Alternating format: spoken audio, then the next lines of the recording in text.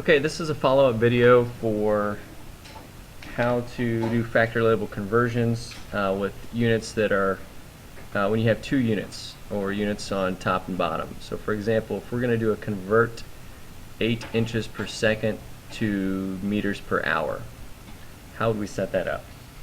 Well, we are looking for meters per hour, and we are given inches per second. And this is how I would set it up. I'd set it up where you have a top and bottom unit. I would not set it up with a slash. This will create some confusion as to what unit is on top and what unit is on the bottom. So this is a proper setup. If you get better at conversions and you want to do it this way, that's fine, but I think for now I would set it up like this. And I typically do this for everything. And at this point, once you have it set up, you're essentially breaking it into two separate problems. The first one is going to be converting an inch to meter, and the second one is converting seconds to hours. So that's how we set it up. So we'll first go from inches to meters. So if I think about the conversion factors I have to use, I can go from inches to centimeters, and then centimeters to meters. There are 2.54 centimeters in an inch, and there are 100 centimeters in 1 meter. And if you notice, my units cancel, because when I take an inch and divide by an inch, I get 1.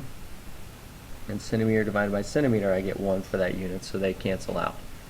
Now I'm currently in meters per second, but I want meters per hour. So now I have to go about converting seconds to hours.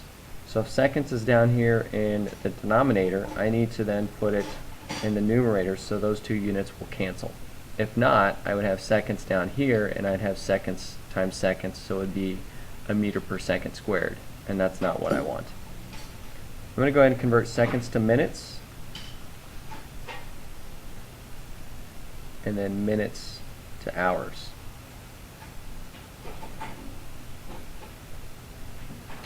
You could do a shortcut, so at this step right here I could say that there's 3,600 seconds in 1 hour, but many people don't know that, or they will mess it up and they'll put 60 seconds in 1 hour, and although some of you would hope that my class was only 60 seconds long, that is not the case. So if you're good, you can do this if you understand it. If not, just break it into 2 steps and go from there. And again, if you notice, seconds on top cancels with the seconds on the bottom, and minutes on the top cancels with minutes there. And if you notice, my final units that I have are meters per hour, which is what I'm looking for. To solve, you multiply the numbers across the top. So I have 8.00 times 2.54 times 60 times 60, and I get this, and then I divide by 100. It's the only number other than 1 that I'm dividing by, and this is the calculator answer I get. Here I need to then determine how many significant digits. So if I look at my first number, 8.00, those are final zeros when there's a decimal. So this has 3 significant digits. This right here is actually an infinite. It's exact. There's exactly 2.54 centimeters in an inch. There's exactly 100 centimeters in a meter, so that's an infinite. Exactly 60 seconds in a minute. Exactly 60 minutes in an hour. So those are all infinite numbers of digits. So my least number is 3, so I look at my number here and I go 1, 2, 3, so that would be 730, and then I have to round up because of the 5 afterwards, so it would be 732, and then my units are going to be meters per hour. And if you forget, you can look just right back at the front. It should be the same there. Box or circle your answer, and that's how you finish that up. Now if we look at our homework assignment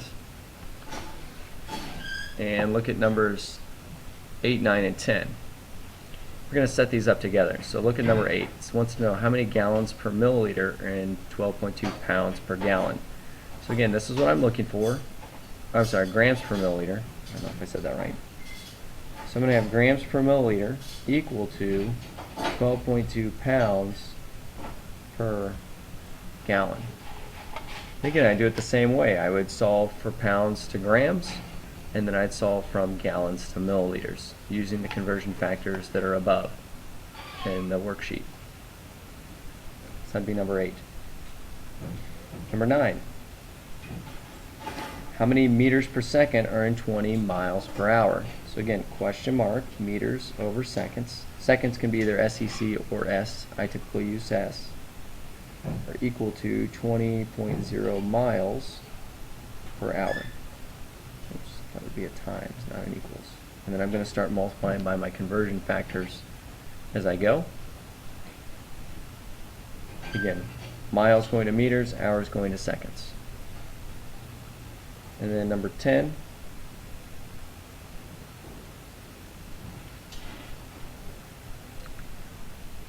How many kilometers per hour are in 50 feet per second? So very similar, looking for kilometers per hour given 50.0 feet per second. And you continue on. Going feet to kilometers, again you'll have to go feet to miles, miles to kilometers, and then seconds to hours. So you're going to have some multiple steps here. Those would be how you would set up conversions when you have a top and bottom unit on these. Thanks for watching.